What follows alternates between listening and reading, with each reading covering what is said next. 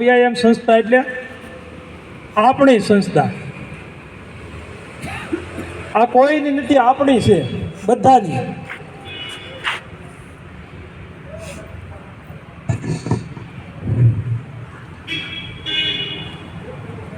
તો આ ફ્રીમાં છે, કોઈની પાસે સાર લેતા નથી.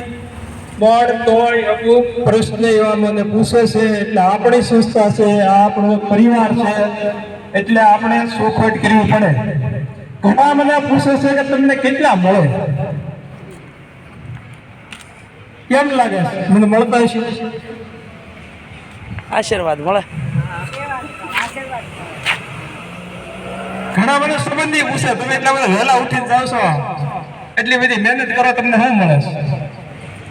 મળે છે તમને ખબર છે? કોઈને મને મળે છે, બધા કરતા મને વધારે મળે છે. આવું કોઈને નહીં મળતું હોય. હું તમને ખબર, તમારા બધાના આશીર્વાદ, અને મારે તમારા બધાના આશીર્વાદ જ જોતા છે. પૈસા કરતા આશીર્વાદ મોટા છે. અને આશીર્વાદ ક્યારે મળશે?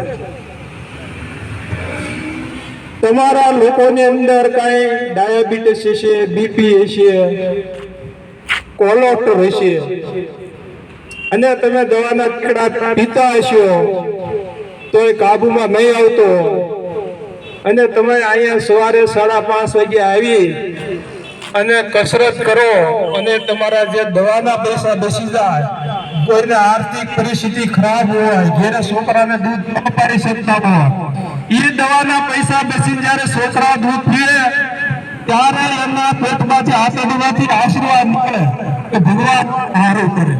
બસ મારે એ જ જોયું, બીજું કાંઈ પૈસા જતા જ નથી. અને આમાં જેને પ્રોબ્લેમ હોય એ રિપોર્ટ કરાવીને કસરત કરવા આવે ત્યારે ખબર પડે કે કેટલો ફાયદો થાય છે.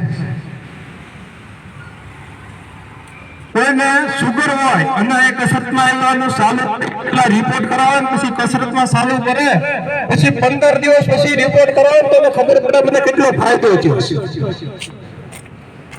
અને કોઈને કાંઈ પણ ન હોય અને આવવાનું ચાલુ કરે ને, એના શરીરમાં કાંઈ પણ રોગ નહીં આવે, ગેરંટી આપું છું.